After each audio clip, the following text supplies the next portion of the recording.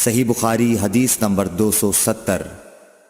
حضرت عائشہ رضی اللہ تعالی عنہ نے فرمایا، میں نے خود نبی صلی اللہ علیہ وسلم کو خوشبو لگائی، پھر آپ اپنی تمام ازواج کے پاس گئے اور اس کے بعد احرام باندھا۔ صحیح بخاری حدیث نمبر 271۔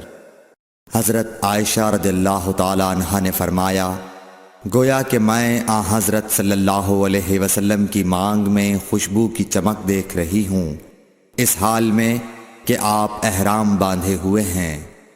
صحیح بخاری حدیث نمبر 272۔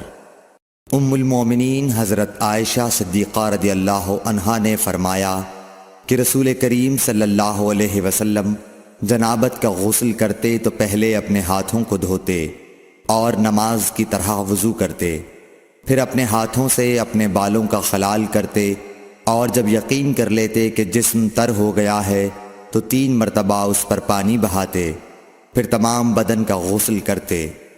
صحیح بخاری حدیث نمبر 273۔ حضرت عائشہ رضی اللہ تعالی عنہ نے فرمایا کہ میں اور رسول کریم صلی اللہ علیہ وسلم ایک برتن میں غسل کرتے تھے، ہم دونوں اس سے چلو بھر بھر کر پانی لیتے تھے۔ صحیح بخاری حدیث نمبر 274۔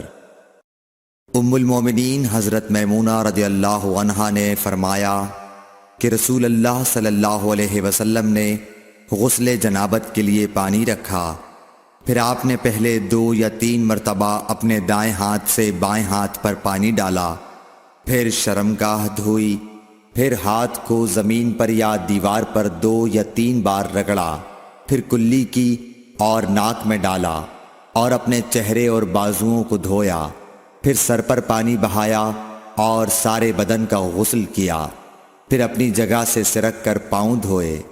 حضرت میمونہ رضی اللہ عنہا نے فرمایا کہ میں ایک کپڑا لائی تو آپ نے اسے نہیں لیا اور ہاتھوں ہی سے پانی جھاڑنے لگے۔ صحیح بخاری حدیث نمبر 275۔ حضرت ابو ہریرہ رضی اللہ تعالی عنہ سے روایت ہے کہ نماز کی تکبیر ہوئی اور صفیں برابر ہو گئیں، لوگ کھڑے تھے کہ رسول کریم صلی اللہ علیہ وسلم اپنے حجرے سے ہماری طرف تشریف لائے۔ جب آپ مصلی پر کھڑے ہو چکے تو یاد آیا کہ آپ جنبی ہیں، پس آپ نے ہم سے فرمایا کہ اپنی جگہ کھڑے رہو، اور آپ واپس چلے گئے۔ پھر آپ نے غسل کیا اور واپس ہماری طرف تشریف لائے تو سر سے پانی کے قطرے ٹپک رہے تھے۔ آپ نے نماز کے لیے تکبیر کہی اور ہم نے آپ کے ساتھ نماز ادا کی۔ صحیح بخاری حدیث نمبر 276۔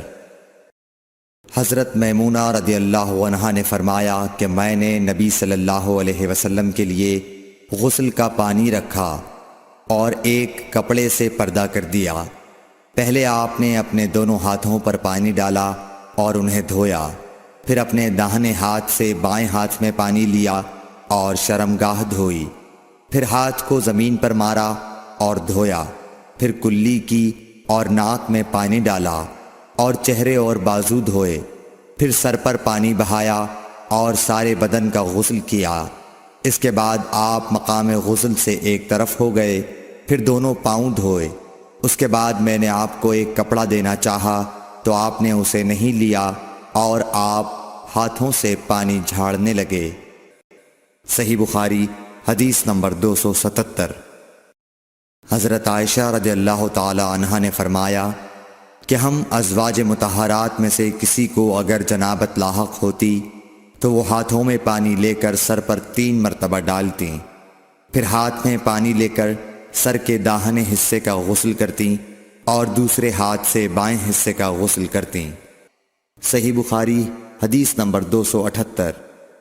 نبی کریم صلی اللہ علیہ وسلم نے فرمایا، بنی اسرائیل ننگے ہو کر اس طرح نہاتے تھے کہ ایک شخص دوسرے کو دیکھتا، لیکن حضرت موسیٰ تنہا پردے سے غسل فرماتے۔ اس پر انہوں نے کہا کہ بخدا موسیٰ کو ہمارے ساتھ غسل کرنے میں صرف یہ چیز مانے ہے کہ آپ کے خصیے بڑھے ہوئے ہیں۔ ایک مرتبہ موسیٰ علیہ السلام غسل کرنے لگے اور آپ نے کپڑوں کو ایک پتھر پر رکھ دیا، اتنے میں پتھر کپڑوں کو لے بھاگا اور موسیٰ بھی اس کے پیچھے بڑی تیزی سے دوڑے۔ آپ کہتے جاتے تھے، اے پتھر میرا کپڑا دے، اے پتھر میرا کپڑا دے۔ اس عرصے میں بنی اسرائیل نے موسیٰ علیہ السلام کو ننگا دیکھ لیا اور کہنے لگے کہ بخدا موسیٰ کو کوئی بیماری نہیں، اور موسیٰ علیہ السلام نے کپڑا لیا اور پتھر کو مارنے لگے۔ ابو ہریرہ رضی اللہ تعالی عنہ نے کہا کہ بخدا اس پتھر پر 6 یا 7 مار کے نشان باقی ہیں۔ صحیح بخاری حدیث نمبر 279۔ نبی کریم صلی اللہ علیہ وسلم نے فرمایا، ایک بار ایوب علیہ السلام ننگے غسل فرما رہے تھے کہ سونے کی ٹڈیاں آپ پر گرنے لگیں۔ حضرت ایوب علیہ السلام انہیں اپنے کپڑے میں سمیٹنے لگے۔ اتنے میں ان کے رب نے انہیں پکارا کہ اے ایوب، کیا میں نے تمہیں اس چیز سے بے نیاز نہیں کر دیا جسے تم دیکھ رہے ہو؟ ایوب علیہ السلام نے جواب دیا، ہاں تیری بزرگی کی قسم، لیکن تیری برکت سے میرے لیے بے نیازی کیوں کر ممکن ہے۔ صحیح بخاری حدیث نمبر 280۔ ہانی بنت ابی طالب کو یہ کہتے سنا کہ میں فتح مکہ کے دن رسول اللہ صلی اللہ علیہ وسلم کی خدمت میں حاضر ہوئی تو میں نے دیکھا کہ آپ غسل فرما رہے ہیں اور فاطمہ رضی اللہ تعالی عنہ نے پردہ کر رکھا ہے۔ نبی اکرم صلی اللہ علیہ وسلم نے پوچھا، یہ کون ہیں؟ میں نے عرض کیا کہ میں ہانی ہوں۔